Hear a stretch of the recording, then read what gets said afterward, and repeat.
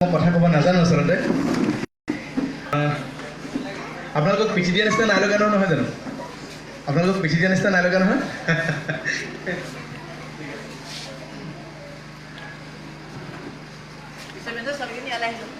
আচলতে কথা বহুত ক'ব লগা আছে সেইকাৰণেহে বৰ কষ্ট কৰি পেলাই আজি আহিলোঁ কিন্তু সিমানবোৰ কথা ক'বলৈ সময় হ'ব নহয় মই নাজানো মই আহিছোঁ ঢকুৱাখানাৰ পৰা ৰাতিপুৱা 5:30 বজাৰ পৰা আহি এতিয়া আপোনালোকৰ মাজৰে পাইছোঁহি ভাগৰ অকণমান লাগিছে নলগা নহয় কিন্তু ইহঁতৰ মুখবোৰ দেখাৰ পিছত সেই ভাগৰ ক'ৰবালৈ উৰা মাৰিছে আচলতে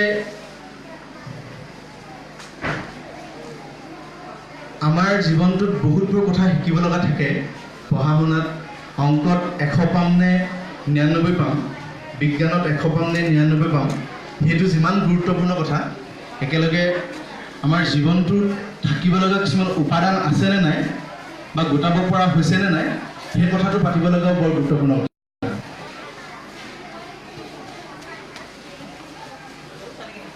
গাগছ মানে গছ এডালত যদি অকল আপুনি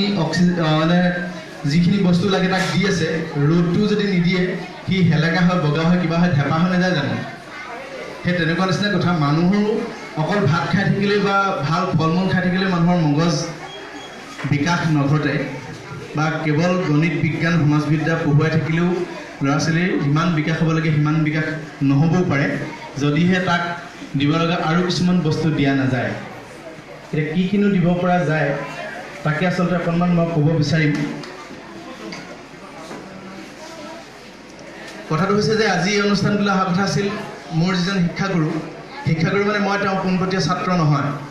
মই অসমীয়া বিভাগৰ গৱেষক ছাত্ৰ তেওঁ হৈছে শিক্ষাতত্ত্ব বিভাগৰ সহকাৰী প্ৰাধ্যাপক সম্পৰ্কটো বহুত বেলেগ চাবলৈ গ'লে কিন্তু আজি মই যিবোৰ কথা আপোনালোকক ক'বলৈ আহিছোঁ বা আমি যিবোৰ কথা ইমান দিনে চিন্তা চৰ্চা কৰি আহিছোঁ তেওঁৰ লগত থকা মোৰ আজি প্ৰায় 8 বছৰ হ'ল 8 বছৰে আমি কিছুমান গৱেষণা কৰি আছোঁ সেই গৱেষণাৰে কিছুমান কথা আপোনালোকক আচলতে আমি ক'ব বিচাৰিম খুব থুলমূলকৈ খুব চমুকৈ ক'ম ইহঁতক উদ্দেশ্যে লগতে আপোনালোকৰ যদি উপকৃত হয় সেয়া হ'ব পূৰ্ব প্ৰাপ্তি এতিয়া কথাটো এনেকুৱা ধৰণৰ যে ময়ো কাৰোবাৰ সন্তান মোৰ মা দেউতা আছে আপোনালোকৰো এইসকল আপোনালোকৰ সন্তান আপোনালোকে স্কুললৈ ওলাই পঠাইছে ধুনীয়াকৈ ইউনিফৰ্ম পিন্ধাইছে খুৱাই বোৱাই চব ধুনীয়াকৈ পঠাইছে আৰু ইহঁত বিদ্যালয়লৈ আহিছে পঢ়িছে ঘূৰি গৈছে আপুনি খবৰ ৰাখিছে যে সি পঢ়িব পাৰিছেনে নাই এই খবৰটো আপুনি ঠিকেই ৰাখিছে কিন্তু আপুনি কিছুমান কথা গম পোৱা নাই চাগে ইহঁতক আৰু কিছুমান বা এওঁলোকক আৰু কিছুমান বস্তু দিব লগা আছে সেই দিব লগাবোৰ আপোনালোকে গম পাইছেনে নাই মই নাজানো কিন্তু সেইবোৰ যদি নিদিয়ে এটা ল'ৰাই যেতিয়া গৈ থাকিব সি যেতিয়া বুকুত অকণো সাহস নোহোৱাকৈ এটা পৰ্যায়লৈকে গৈ থাকিব যেতিয়া এদিন সি এটা বাধা পাব সি ক'ৰবাত ৰৈ যাব সি ৰৈ নোযোৱাৰ কিটিপ কিবা দিব পাৰোঁ নেকি সেই কথাটোকে আচলতে আমি শিকাবলৈ আহিছোঁ কাৰণ আপোনালোকে চবেই জানে আমাৰ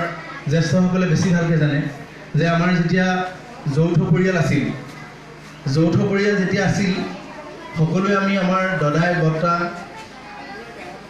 যিমানবোৰ আমাৰ সম্পৰ্কীয় মানুহ আছিল আমি সকলোৱে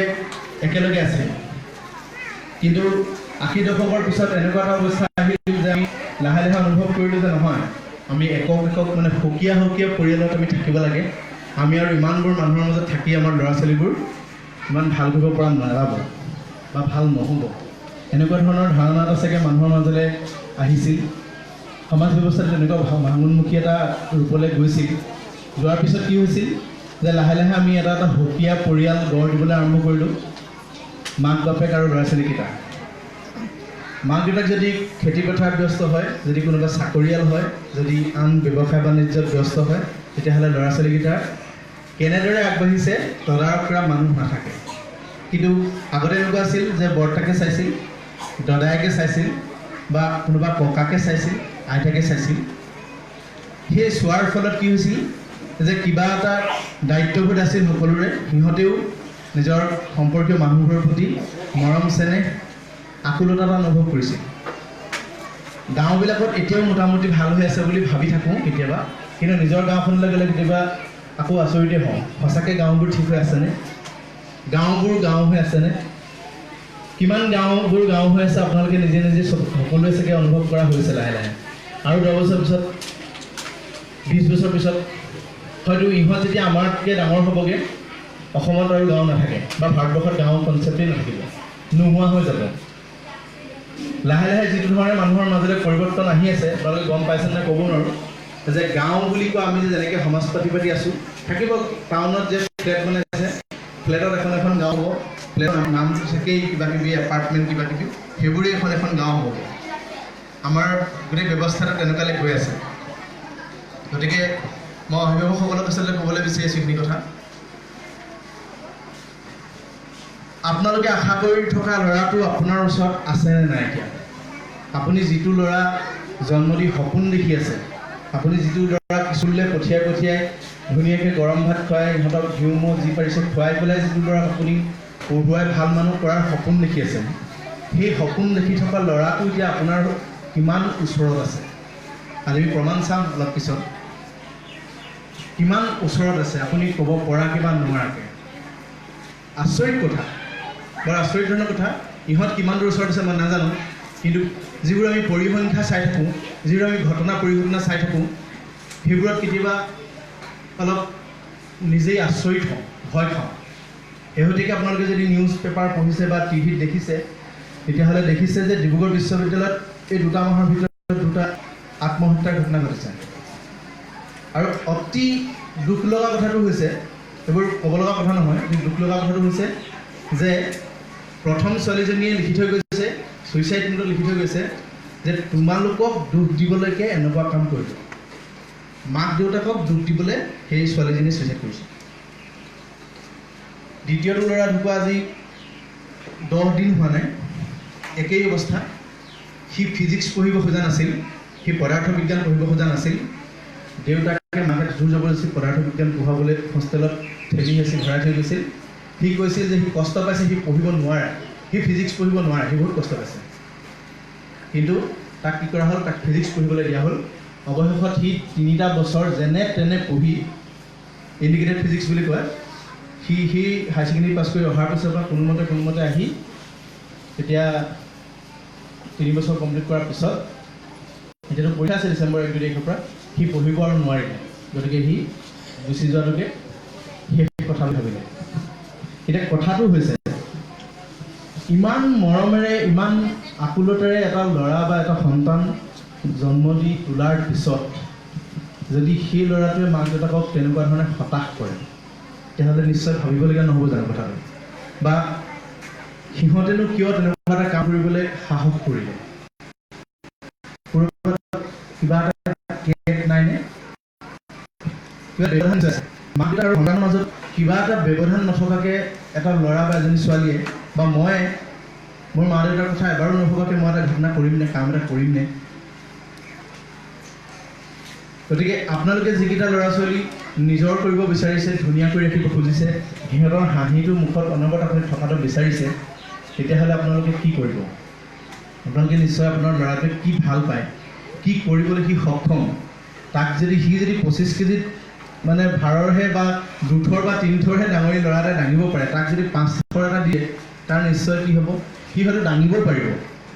কিন্তু সদায় দাঙি কি হ'ব? সি 8 বয়সতে কঁকাল বোজা হ'ব, নহয় তাৰ মানে বাউসীটোকে বহি বেকা হৈ যাব, দিনে দিনে মানুহটো এনেকুৱা হৈ যাব, নহ'বনে? যিকোনো বস্তু এটা যিমান পৰিমাণে সি ল'ব পাৰে, আমি ভাতটো পাৰিলে একাহীহে খাওঁ, 3 কাঁহীমান আমি খাই দিব নোৱাৰোঁ ইচ্ছা কৰিলে। গোটেই কথাবোৰ তেনেকুৱা। সেই লোভবোৰ যেতিয়া মানুহৰ মাজত বাঢ়ি গৈ থাকে, তেতিয়াই মানুহৰ মাজত হতাশ আহে, মানুহ বিমৰ্ষ হয়, ৰোগাক্ৰান্ত হয়। আৰু এতিয়া গোটেই বিশ্বত হোৱা গৱেষণাবিলাকত এটা কথা প্ৰমাণ হৈছে যে এতিয়া যিবোৰ নতুন ল'ৰা ছোৱালী আহিছে, সিহঁত বেছি ৰোগী মানে সিহঁতৰ জ্বৰ কাহ পানী লগা নহয়, সিহঁতৰ বেলেগ ডাঙৰ বেমাৰ হোৱা নাই, সিহঁতৰ কিছুমান সৰু মনৰোগ হৈছে, মনৰ ৰোগ, মনত হোৱা কিছুমান বেমাৰ। তাৰ ভাল লগা কথাটো সি মাক দেউতাকক ক'ব নোৱাৰে, সি তাৰ ভাল লগা কথাটো তাৰ বায়েক বা ভনীয়েকক ক'ব নোৱাৰে, ছোৱালীজনীয়ে নিজৰ ভাল লগা কথাটো মাকক ক'বলৈ লাহে লাহে সেইবোৰ যেতিয়া বাঢ়ি গৈ থাকে মানুহৰ মনবোৰ কঠিন হৈ গৈ থাকে কি কৰি পাবলৈ নোৱাৰিলে গতিকে অভিভাৱকসকলক আৰু বেছি কথা নকওঁ ক'ব খুজিছোঁ যে সিহঁতৰ দেখা সপোনটো আপুনিও দেখক যদি লগতে টানি আনক কিন্তু এনেকুৱা কৰিব লাগে যে পানী কৰি পেলাব নালাগে ধুনীয়া যদি বস্তু ৰূপান্তৰ কৰি সেই কাম কৰিব পাৰে কাৰণ সেই মাটিৰ পৰা টানি লৈ যিবোৰ কেঁচা লোহাৰ হয় গৰম দি যেনেকৈ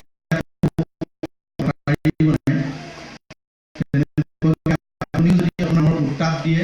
আপুনি লাভে লাগে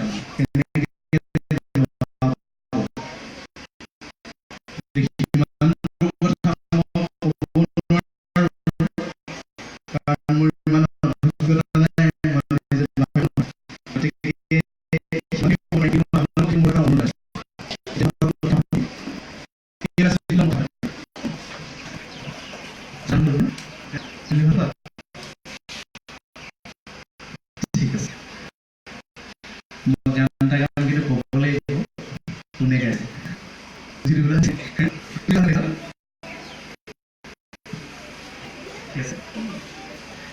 দুখৰে কিন্তু মই তাত অৰ্থ বেলেগ এটা বিচাৰি পাবলৈ লোকে নহয় মাত্ৰ চাই অহাৰ দৰে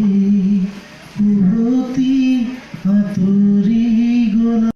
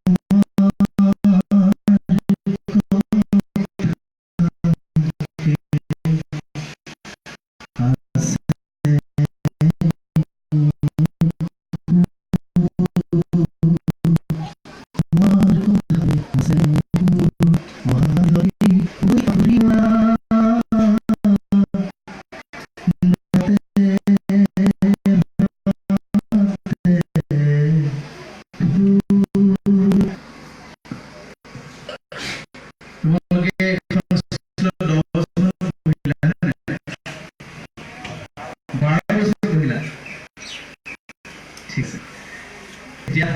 আহিলা 12 বছৰ থাকিলা থকাৰ পিছত যাবাগে হয় নাই কিবা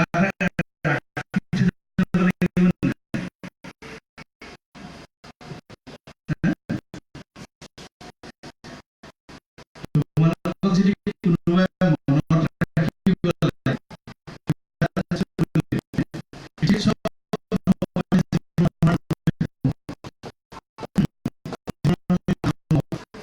সেই মানুহৰ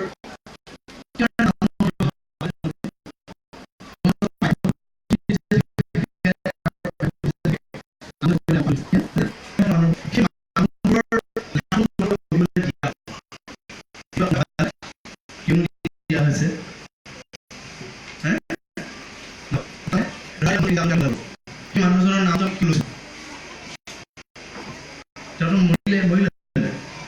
মৰিলে চক্ৰেটিছ মৰিলে বহুত হাজাৰ বছৰ আগতে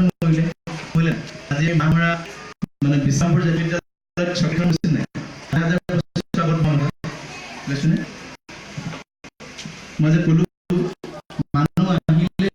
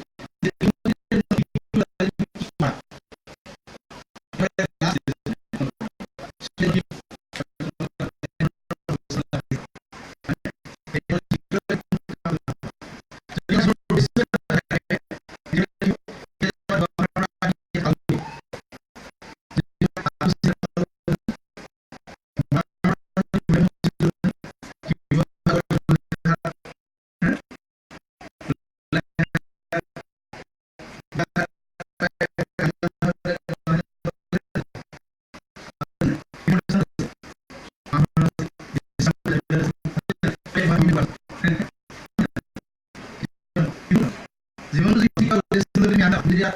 তুমি আগবাঢ়ি নোযোৱা তুমি গৈ তোমাৰ ঘূৰি অহাৰ বাট নাথাকে। এতিয়া যেনেকে মোৰ 11 বজাত বা 12 বজাত প্ৰগ্ৰেমটো আছে, মই যদি গুৱাহাটীৰ পৰা লৈ মই আহি কাইলৈ 12 বজাত পালোহি হ'ব নেকি? তেতিয়া হয়তো মোৰ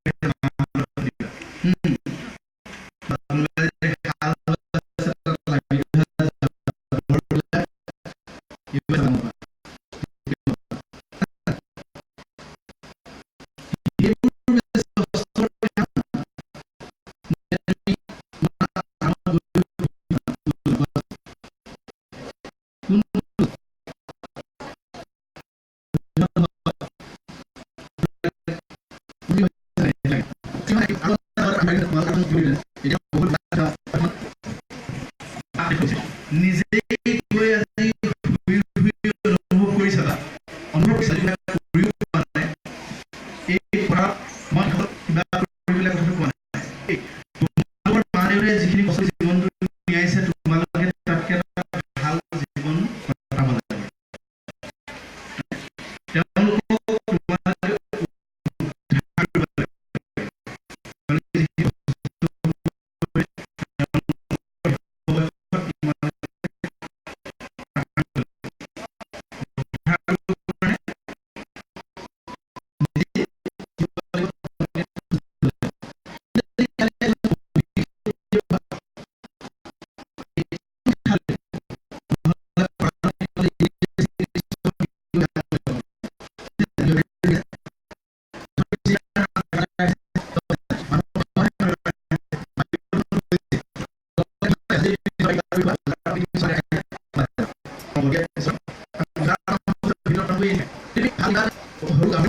তেতিয়াও তোমাৰ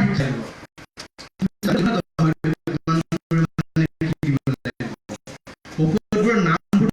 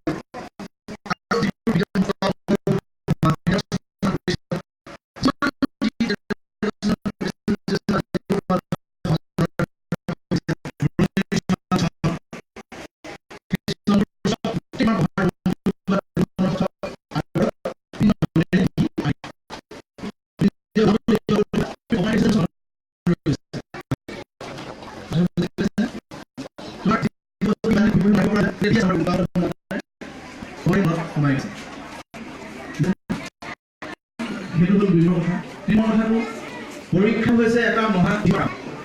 পৰীক্ষাটো বহুত বেছি চোকা হ'ব লাগিব দেই কিছুমান বুদ্ধি যাবে পৰীক্ষাটো হৈছে চতুৰাবি তুমি কি কৰিব লাগে পৰীক্ষকজনক ঠগিব লাগে নকলে কোৱা নাই ঠগিব লাগে ঠগা অৰ্থটো এই টকা খাই ঘোচ খাই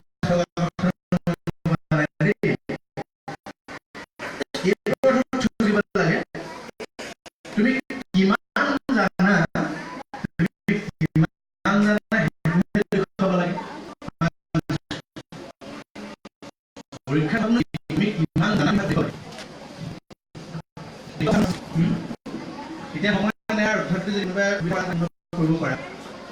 ধৰা তুমি নিজে চোৱা তাৰ পৰা তোমালোক অকল তোমালোকৰ এই জাতীয় বিদ্যালয়খনত মাত্ৰ 25 জন আছা অসমত তোমালোকৰ নিচিনা ক্লাছ 10ৰ মেট্ৰিক ল'ৰা ছোৱালী কিমান যাব 1 লাখ ছাত্ৰ ছাত্ৰী অৱতীৰ্ণ হ'ব দেই তাতো কোনো ইণ্টাৰেষ্টিং যিসকল নাইনৰ আছে তেওঁলোকে যদি শুনা কথাটো অকণমান ভাল হ'ব শুনি চোৱা নিজেই যিটো ল'ৰা ইয়াত এতিয়া ভাবি আছে যে 85% নম্বৰ পাই ভাবি আছে যে মই 25টাতকৈ অন্তত 1 নম্বৰত আছোঁ সি নিজে এবাৰ ভাবি চোৱা তোমাৰ নিজৰ বাদ দি পেলাই কিমানটা আছে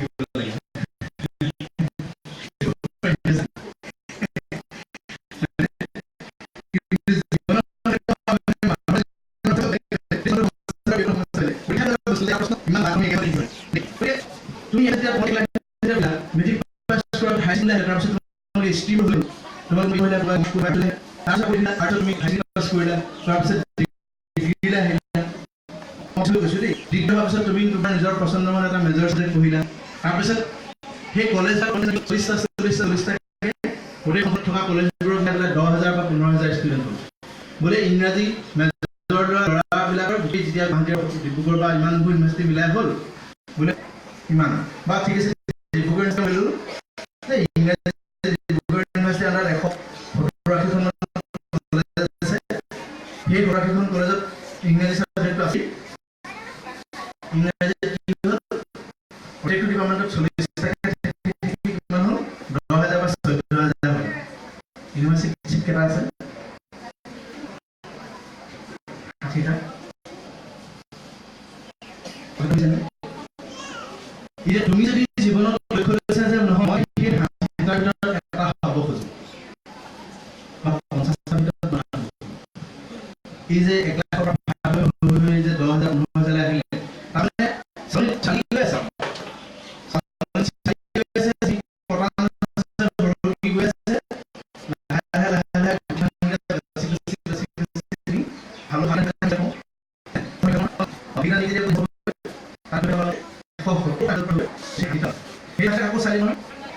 পৰীক্ষা পাতি বছৰত 3-4টা তাৰ ভিতৰত তুমি জীৱনৰ লক্ষ্য দেখিছানে একদম এই এনেকুৱা মানে বাঁহডালৰ গুৰিটোমান ভকত যে তাৰপৰা গৈ গৈ একদম চিচে যেতিয়া তোমালোকে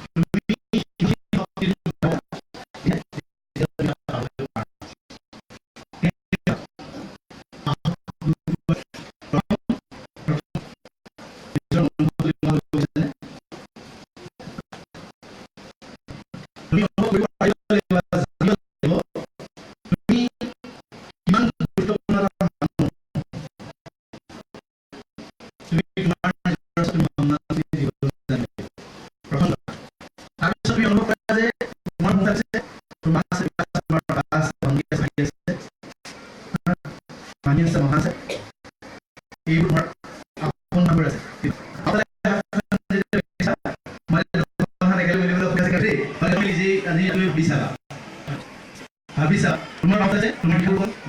তোমাৰ নাম ভাগিছে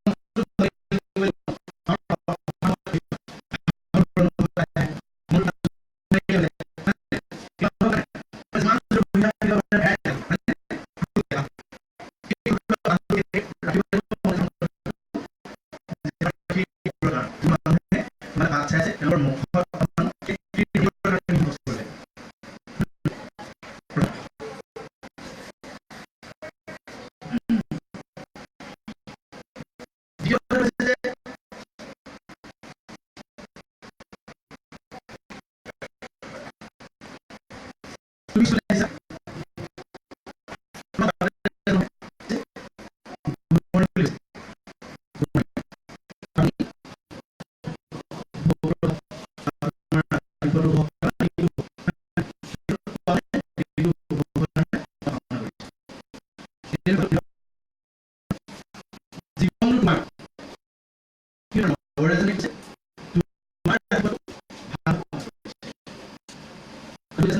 তোমাৰ কিন্তু ৰাতিপুৱা ভাল কাম কৰিছে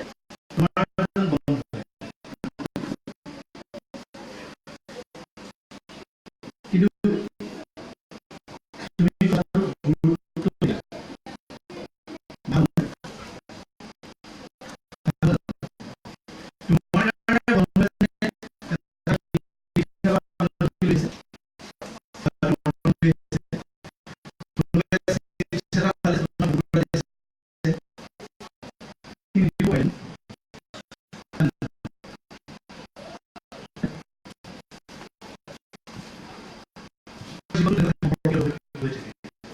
তোমাৰ ভাল কাম লগৰ জানা